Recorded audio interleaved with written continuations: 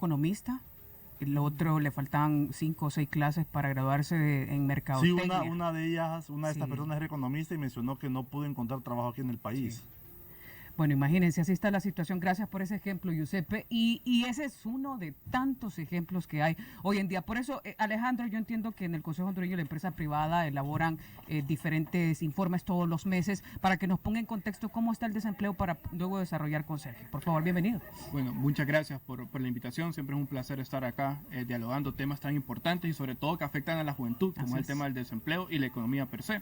En efecto, nosotros elaboramos un boletín de mercado laboral que fue publicado a finales de marzo de este año, donde hacemos un diagnóstico del panorama del empleo en el país. Nosotros mencionábamos que en Honduras para el 2021 3.3 millones de hondureños tienen problemas de empleo, de los cuales 348,000 están desempleados. Esto estamos hablando de 100,000 menos que en el 2020 a raíz de la pandemia de la COVID-19 y la paralización que provocó. Sin embargo, nosotros hemos sido enfáticos en mencionar que el principal problema en el mercado laboral de Honduras no son las personas desempleadas, que son importantes, pero no son las más importantes. Sí. Es principalmente las personas subempleadas y las desalentadas, que conjuntamente suman prácticamente 2.8 millones de hondureños, ¿no? Como lo podrán ver en la gráfica, igual hicimos un comparativo. Y a quienes nos escuchan también HRN, si podemos describir por el auditorio, por favor. Nosotros hicimos un comparativo en Centroamérica de la tasa de desempleo abierto, ¿no? Que es el principal indicador para medir desempleo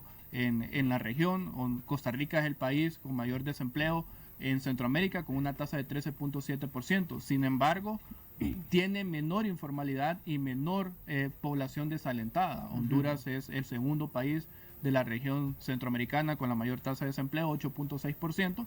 Sin embargo, la gran mayoría de su población en edad de trabajar tiene problemas de empleo como desalentados o subempleados, precisamente por el tema de la informalidad que vive. Ahí es la diferencia con Costa Rica, ¿verdad? De esa gente que más adelante vamos a ver ese concepto de las personas desalentadas, de las desempleadas, que hay un factor ahí que tenemos que saberlo y donde se tiene que dar prioridad. Sigamos, por favor. Sí, en efecto, y esto es lo que realmente nos preocupa. Nosotros hemos sido bastante enfáticos de que antes de la crisis internacional que se dio por el conflicto entre Rusia y Ucrania, nosotros habíamos planteado como COEP que el principal problema económico de Honduras era los problemas de empleo principalmente, ¿no? Entonces que había que trabajar, y este nuevo gobierno tenía el reto principalmente de ver cómo mejoraba las condiciones para atraer inversiones y generar nuevos puestos de trabajo. También somos conscientes que la única forma de erradicar o minimizar la migración y de erradicar la pobreza es precisamente a través de la generación de empleo, y más de la generación de empleo joven, porque hoy 1 de cada 3 hondureños tenemos entre 15 y 29 años de edad. Somos el segmento de población más importante y la que menos tenemos acceso al mercado laboral. Sí, y uno de esos cada 3, o de esos 3, ¿cuántos hoy están desempleados? ¿Podemos decir que 2 sí, o 1? En Honduras la mitad de jóvenes está desempleado. El 50% de jóvenes entre 15 y 29 años hoy no tienen un empleo. Sí, y nos enfocamos en los jóvenes porque, bueno, como lo decía Giuseppe, de un inicio por esa masa, cuando vemos gente que migra, la mayoría son jóvenes. Y bueno, yo creo que los 6 que fallecieron en el tráiler de San Antonio eran jóvenes. Sí. Eran jóvenes.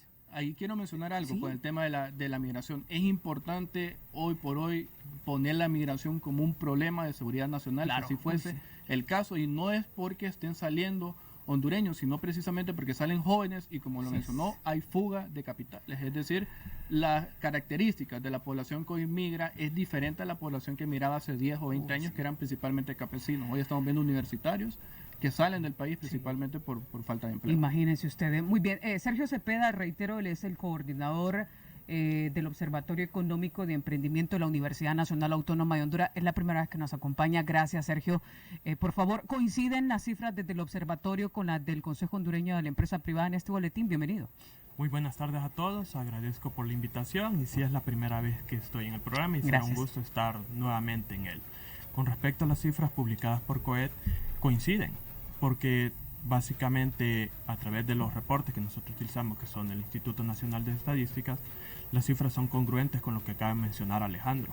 2.8 millones de personas tienen problemas actuales de empleo ligados tanto a la desocupación como el caso del subempleo, y como bien lo resaltó también Alejandro, el tema acá clave es básicamente el subempleo. ¿Qué es lo que está sucediendo? Una gran masa de la fuerza laboral ocupada está empleándose en empleos de baja productividad, precarios, con salarios muy bajos, y eso atrae una consecuencia todavía más nefasta dentro de la población, principalmente ligada a que hay un segmento que no puede salir de la pobreza. El trabajo, como recordemos, es una de las fuentes que genera riqueza, pero lastimosamente, dadas las condiciones estructurales que presenta el país, no se está viendo así.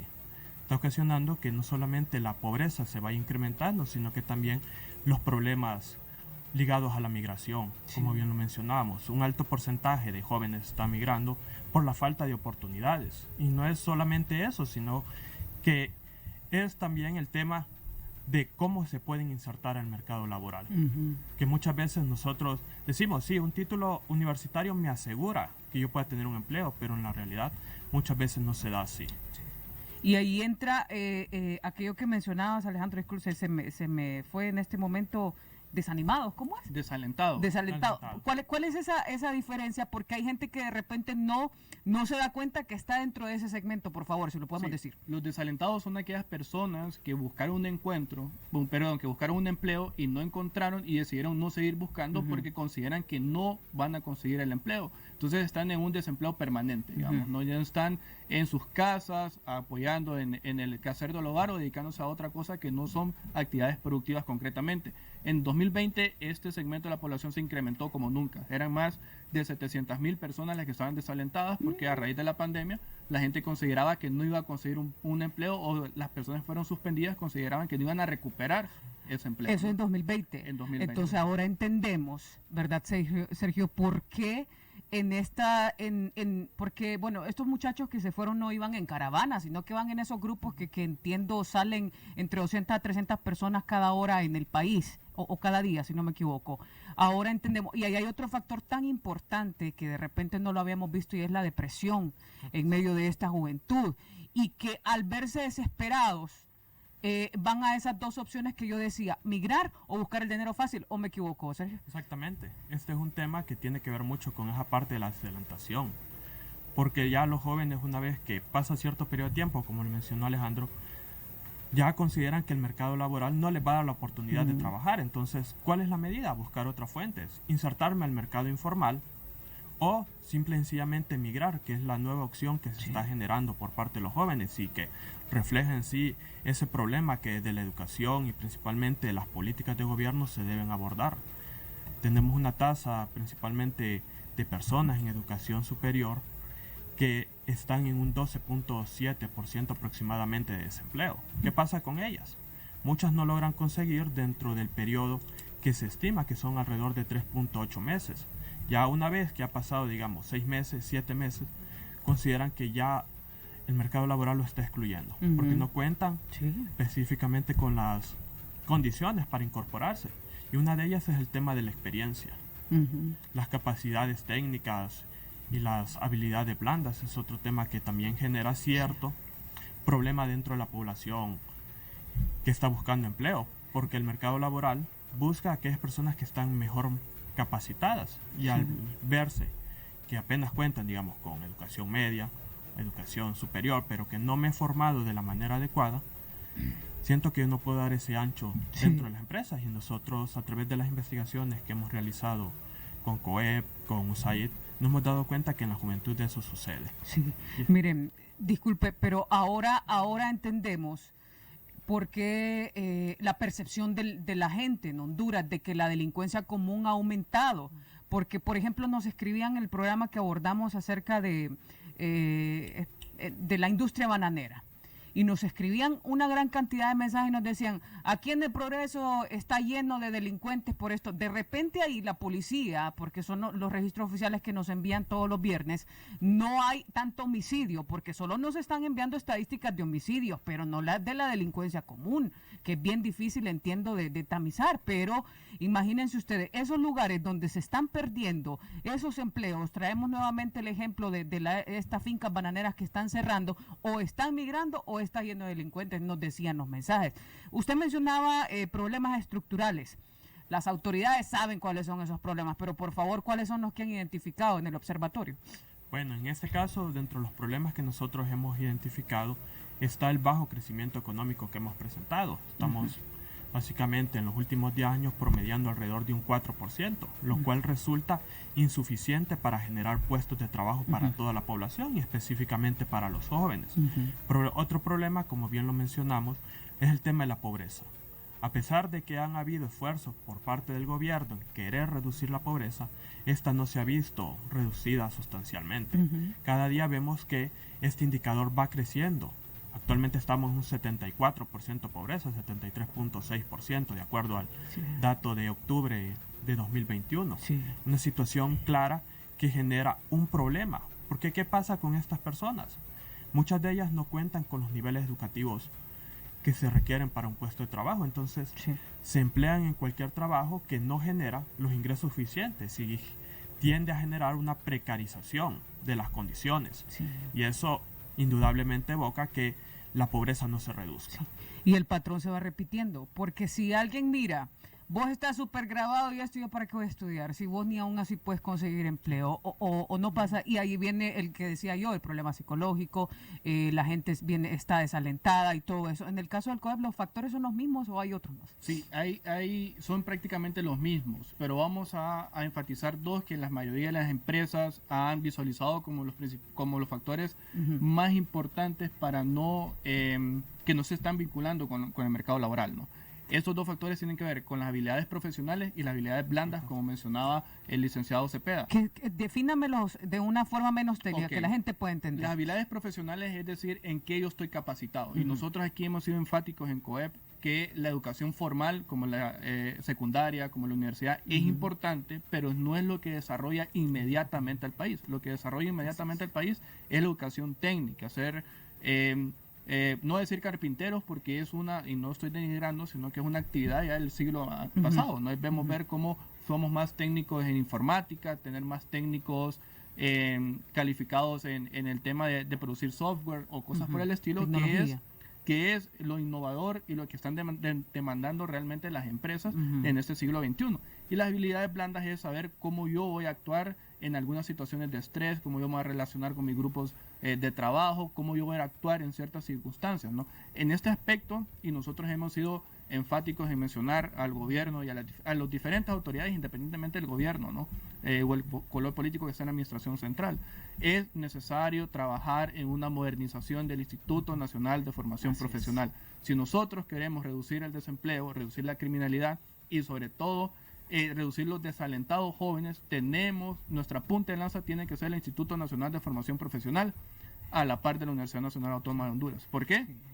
Porque es esto lo que me va a dar a mí la pauta de qué debo yo invertir a mediano plazo. Nosotros tenemos hoy una oportunidad de oro. El COVID-19 le abrió los ojos a los Estados Unidos, así se quiere ver, que no puede tener sus inversiones tan largos ni concentradas en un solo país. Debe estar lo más cercano y diversificado. Centroamérica tiene una oportunidad de oro para atraer inversiones de China principalmente, y Honduras debe aprovechar esto, pero no se va a poder hacer si no tenemos la formación adecuada. Entonces, aquí es donde nosotros demandamos cuál es esa política de generación de empleos y de crecimiento económico que nuestras actuales autoridades quieren implementar de corto y mediano plazo para ver cómo trabajamos conjuntamente. Nosotros hemos ofrecido todos nuestros esfuerzos para poder trabajar en ese sentido porque entendemos que el origen de la migración y del crimen común es principalmente el desempleo y la falta de profesionalización. Y ven ustedes, Sergio, esa voluntad que lo mencionaba, porque miren, nosotros estamos repitiendo aquí, pero las autoridades, todo gobierno que viene sabe cuáles son las causas. Pero ¿por qué es tan difícil, Sergio, de que puedan hacerse en algo tan simple aparentemente como la educación técnica y no haya esa voluntad? ¿Por qué es tan difícil? Bueno, en este caso recordemos que va a depender del interés político que van a mantener sobre la población. Voluntad política, entonces, no hay. Específicamente, sobre qué área yo quiero priorizar. Porque para tener sí una verdadera estrategia, una política de generación de empleo, se debe contar con un diagnóstico que me permita ver cuáles son las necesidades que tiene el mercado laboral.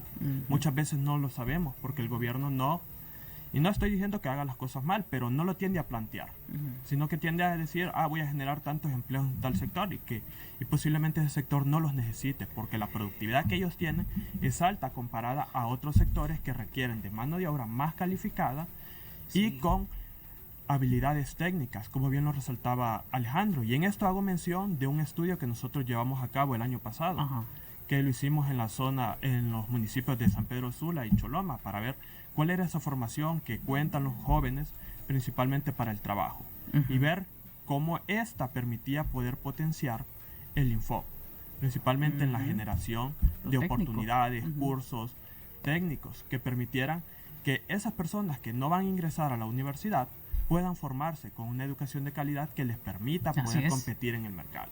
Lastimosamente no ha existido ese elemento todavía que permita que el Infop sea uno de los principales referentes de la educación técnica en el país y que permita, junto con la universidad, poder brindar esas condiciones para que las personas se puedan insertar Sí. eficazmente en un trabajo. Pero vemos que no es así, es muy baja principalmente la capacidad técnica. Y acá voy a sonar un poco beligerante, pero realmente toda la población no necesita tener educación superior. Una parte de la población tiene que estar más ligada a esa formación técnica. Y eso les va a permitir que puedan contar con los ingresos suficientes para poder sopesar las cargas que se generan en el hogar. Y otros elementos que también resultan prioritarios dentro del desarrollo económico y sostenible. ¿Y cómo? Pero es que miren ustedes, qué difícil, ¿verdad? En el sentido, porque todo se engloba en voluntad política, ya lo dijo Sergio, y me imagino que Alejandro también lo reitera. El Info, creo que no sé si el 70 o 80% del presupuesto que tiene se va en sueldos y salarios.